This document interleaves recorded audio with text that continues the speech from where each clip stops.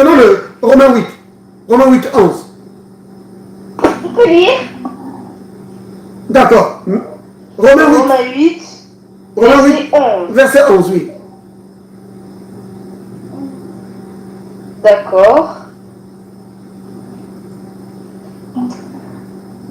Et si l'esprit de celui qui a ressuscité Jésus d'entre les morts habite en vous, celui qui a ressuscité Christ d'entre les morts rendra aussi la vie à vos corps mortels par son esprit qui habite en vous. Amen. Bien aimé, vous avez vu? L'apôtre Paul est en train de montrer le but, en tout cas l'un des buts de l'Esprit de Dieu qui habite en toi. Qu'est-ce qu'il fait? L'Esprit de Dieu qui est en toi, il rend la vie à ton corps. Il donne la vie à ton corps. Donner la vie à ton corps, c'est quoi? C'est donner la bonne santé. Donc, le Saint-Esprit là qui est en toi, bien-aimé, ce n'est pas juste pour te faire prier. Ce n'est pas juste pour te faire chanter. C'est pour donner la vie à ton corps, à chaque organe. Son but, c'est ça. En tout cas, pas le seul but. En tout cas, l'un des buts, c'est ça. Donner la bonne santé à tes organes, à chaque fibre de ton corps, à chaque cellule, à chaque articulation, chaque os, chaque vaisseau sanguin. Oui. Chaque cellule de sang est impactée par le Saint-Esprit. Bien aimé, vous comprenez? Parce que regardez comment commence le verset 11. Il dit, si l'esprit de celui qui a ressuscité Jésus d'entre les morts. Bien aimé, vous vous rendez compte de ça? Jésus mort dans la tombe, l'Esprit de Dieu vient, entre en lui et redonne la vie à son corps.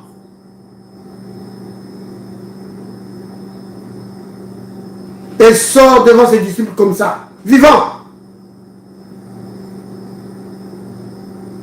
Alors la Bible dit que si cet esprit-là, qui donne la vie, qui a donné la vie au corps de Jésus, habite en toi, il va donner la vie à ton corps mortel. Vous comprenez? Il va donner, communiquer la bonne santé à ton corps. Bienvenue à la table du Seigneur. Yeah!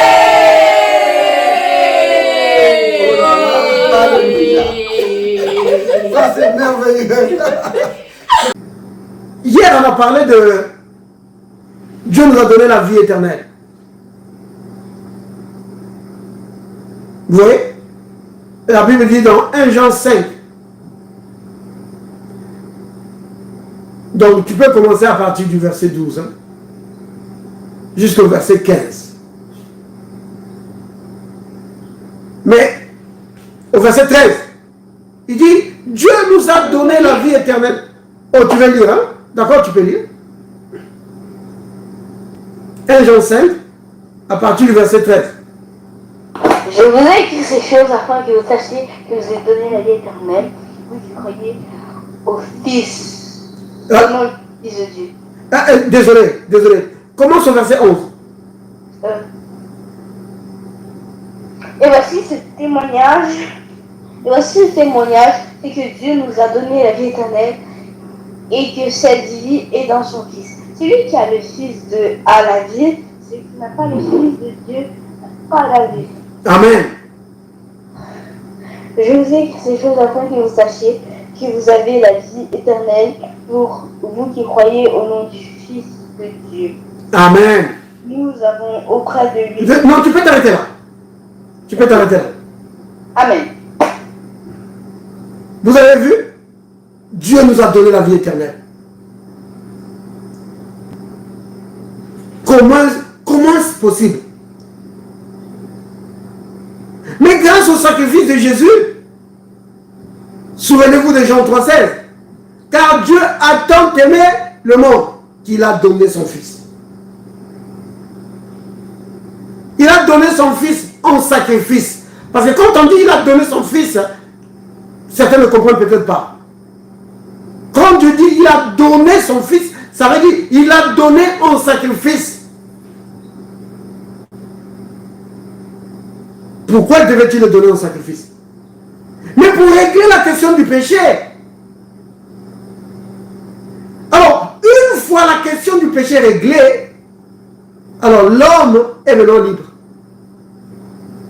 Libre de péché. Et puisqu'il est libre de tout péché, alors Dieu maintenant peut lui donner accès à sa vie et à sa nature. Vous comprenez? Ça veut dire quoi ça? Ça veut dire que l'Esprit de Dieu vient maintenant habiter en toi. Et quand il vient habiter en toi, il te communique la vie et la nature de Dieu. Mais pourquoi fait-il ça? Mais pour que l'homme et Dieu ne forment que un. En effet, dans 1 Corinthiens 6, verset 17, il est dit que celui qui s'attache au Seigneur devient avec lui un seul esprit. Donc quand tu as cru en Jésus, le Saint-Esprit et ton esprit sont devenus un seul esprit. Donc la vie de Dieu habite maintenant en toi. Pourquoi? Mais pour te communiquer les capacités de Dieu. Pour te rendre vainqueur devant la maladie. Bien aimé, vous vous imaginez ça? La vie de Dieu dans un homme. La vie de Dieu, je ne sais pas si vous comprenez.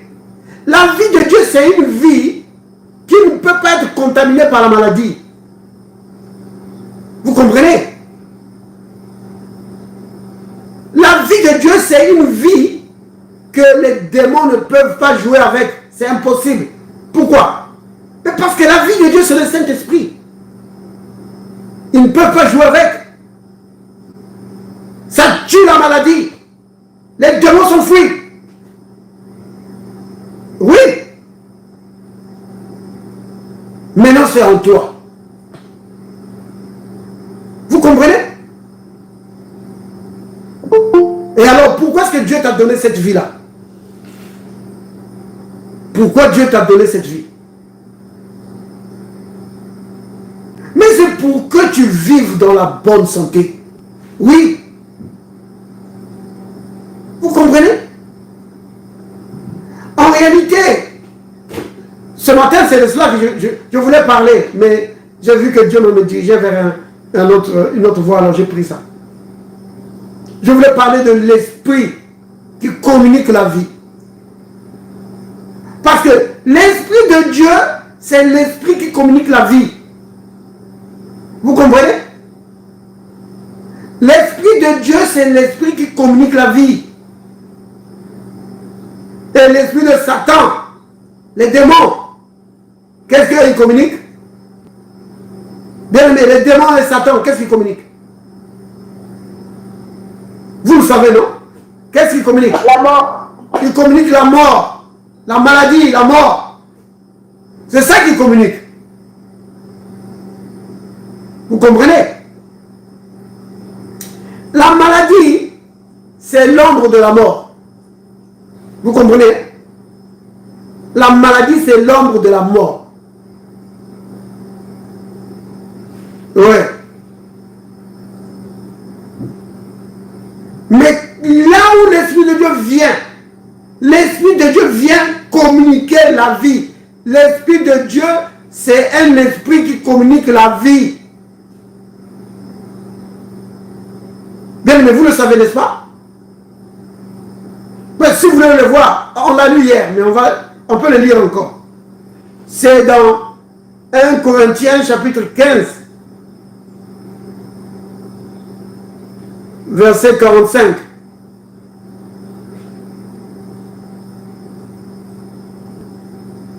Tu peux lire? Oui, tu peux lire. C'est pourquoi il était écrit, le premier homme, Adam, devient une âme vivante. Le dernier Adam est devenu un esprit vivifiant. Amen. Donc, hier, j'ai posé la question, et je crois que c'est Moïse qui avait répondu. C'est qui le dernier Adam? Jésus. Jésus. Mais toi, tu as répondu hier, il fallait laisser les autres répondre. Le dernier Adam, c'est Jésus.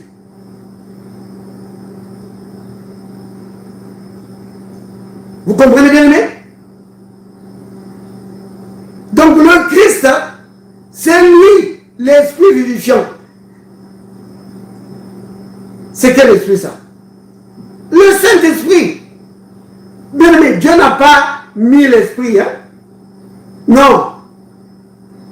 Le Saint-Esprit est appelé l'esprit de Christ, l'esprit de Jésus, c'est aussi appelé l'esprit de Dieu. C'est toujours le Saint-Esprit. L'esprit vivifiant, c'est toujours lui.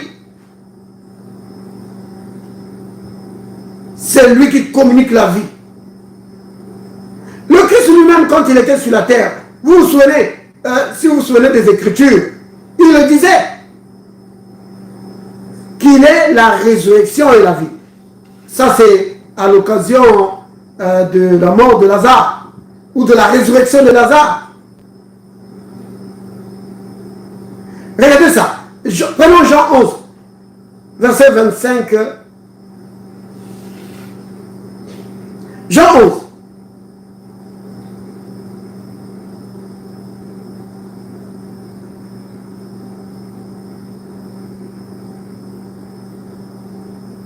Regardez. Il a dit ceci. Le Christ dit donc, verset 25. Hein, il dit, Jésus lui dit, je suis la résurrection et la vie. Jésus dit, la résurrection c'est moi. La vie c'est moi. Oui. Jésus l'a dit à plusieurs reprises. Comme dans Jean 14 aussi, il le dit. Vous le savez, n'est-ce pas? Quand il dit, je suis le chemin, la vérité et la vie. Il me dit, la vie c'est lui. Donc, l'esprit de Jésus, le Saint-Esprit, c'est un esprit qui communique la vie.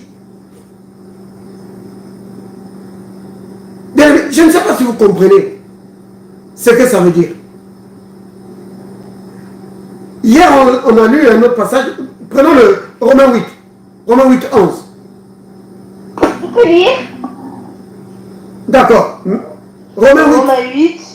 Romains 8, Romains 8, verset 11. verset 11, oui. D'accord.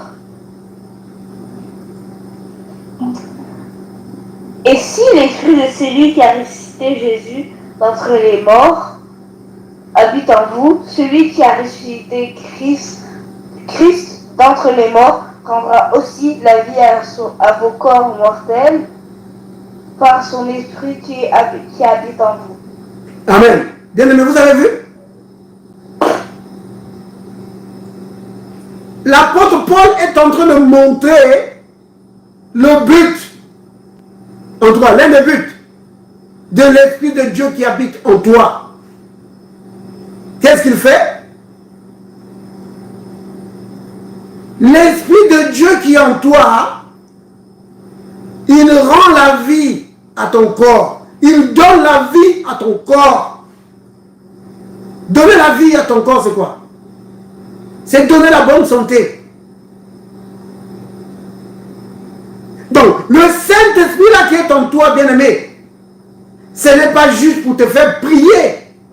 Ce n'est pas juste pour te faire chanter. C'est pour donner la vie à ton corps, à chaque organe. Son but, c'est ça. En tout cas, pas le seul but. En tout cas, l'un des buts, c'est ça.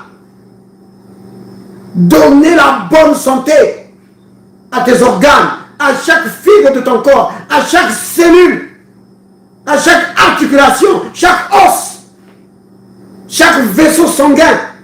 Oui, chaque cellule de sang est impactée par le Saint-Esprit. Bien aimé, vous comprenez? Parce que regardez comment commence le verset 11. Il dit, si l'esprit de celui qui a ressuscité Jésus d'entre les morts. Bien aimé, vous vous rendez compte de ça?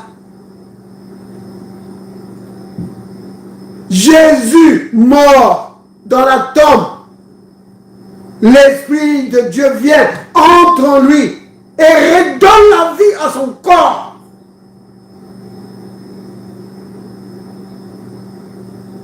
Et sort devant ses disciples comme ça, vivant. Alors la Bible dit que si cet esprit-là, qui donne la vie, qui a donné la vie au corps de Jésus, habite en toi, il va donner la vie à ton corps mortel. Vous comprenez?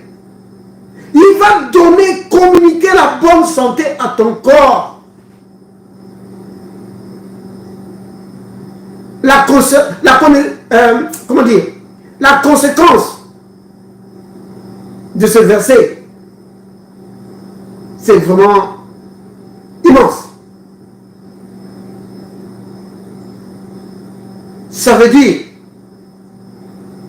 que Dieu veut que nous puissions vivre en bonne santé.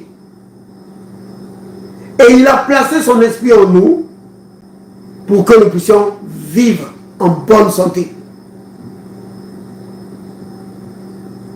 Mais ce n'est pas automatique, bien-aimé. C'est toi qui dois déclencher, c'est toi qui dois activer, comment je peux appeler ça? Ce vaccin, voilà. Dieu t'a vacciné contre toute maladie. Vous imaginez ça? Les hommes, ils ont inventé beaucoup de vaccins contre la tuberculose, contre, je sais pas moi, beaucoup d'autres maladies. Et tout dernièrement, c'était le vaccin contre le Covid. Mais ils n'ont pas de vaccin contre toutes les maladies. Non. Mais le Saint-Esprit, c'est un vaccin contre toute maladie. Oui. Mais pourquoi est-ce que alors je suis malade? Mais parce que tu dois activer ça de ta bouche. Qu'est-ce que je dois faire? Mais c'est ce qu'on va faire maintenant. Alors, disons tous ensemble. L'Esprit qui a ressuscité Christ d'entre les morts habite en moi. L'Esprit qui a ressuscité Christ d'entre les morts habite en moi. L'Esprit du Dieu vivant habite en moi. L'Esprit de Dieu vivant habite en moi. Il communique la bonne santé à tout mon corps. Il communique la bonne santé à tout mon corps. Tout germe de maladie est détruit au nom de Jésus. Tout germe de maladie est détruit au nom de Jésus. La bonne santé est à moi. La bonne santé est à moi. Depuis ma tête jusqu'à la plante des pieds. Depuis la tête jusqu'à la plante des pieds. Au nom de Jésus. Au nom de Jésus. Amen. Amen. Bien-aimés, ce que je vous dis ici, fais souvent ça. Oui, fais souvent ça. Pas seulement tu fais une fois et puis tu abandonnes. Non. Tu dois continuellement faire ça. Dis que le Saint-Esprit est en moi. Il donne la bonne santé à tout mon corps. Il régénère chaque organe. Le Saint-Esprit donne de la force à chaque muscle, à chaque articulation. Toute maladie est détruite au nom de Jésus. C'est comme ça. Tu dois faire ça continuellement. C'est comme ça que tu gardes ton corps en bonne santé.